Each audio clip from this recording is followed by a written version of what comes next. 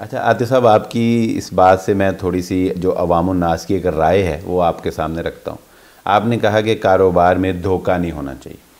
अब हमारे यहाँ कुछ कारोबार ऐसे हैं, आप अगरचे मेरी कपड़े की फील्ड नहीं है लेकिन मुआशरे का मैं हिस्सा हूँ, तो लोग कहते हैं कि इसके बग़ैर कारोबार करना मुमकिन नहीं है।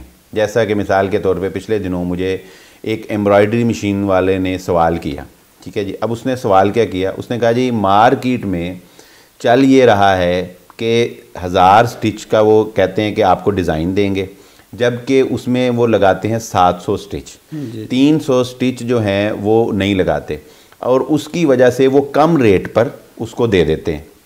अब वो बंदा जो 1000 स्टिच की बात करके पूरा 1000 स्टिच लगाएगा वो उनके रेट का मुकाबला कर नहीं सकता।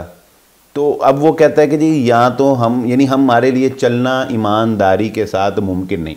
हर बंदे ने यही सोचा ईमानदारी से चलना मुमकिन नहीं, ईमानदारी से चलना मुमकिन नहीं। नतीजा ये निकला, आप तो शहर कारोबार में बैठते हैं, आप मेरी बात की तायीद करेंगे कि अक्सरियत वो है जो इसमें कम स्टिच करके जो और वो जो है रेट कम करके डिज़ाइन दे रही है। इसको आप क्या नाम देंगे? ये बिल्कुल जैसे मैंने कहा, ये बिल्कुल गरर के अंदर भी आता है, दरर के अंदर भी आता है, जिसमें धोखा भी दिया जा रहा है, नुकसान किया जा रहा है, अपना भी और दूसरे का भी। बिल्कुल। और डेफिनेटली मैं आपको ये बताऊं, जो आदमी काम करवा रहा है उसको भी पता है कि मेरे स्टिच कम लगेंगे। अच्छा। लेकिन वो खुद धोखे के अंदर रहता है, अपने आप को धोखे में मुब्तला करता है और दूसरे को भी धोखाधही के लिए उसको वो मौका देता है। खरीदने वाले को भी पता, खरीदने वाले को भी पता है ये स्टिचेस कम लगते हैं। बहुत सारे लोग हैं काम करते ही ऐसे हैं लोग।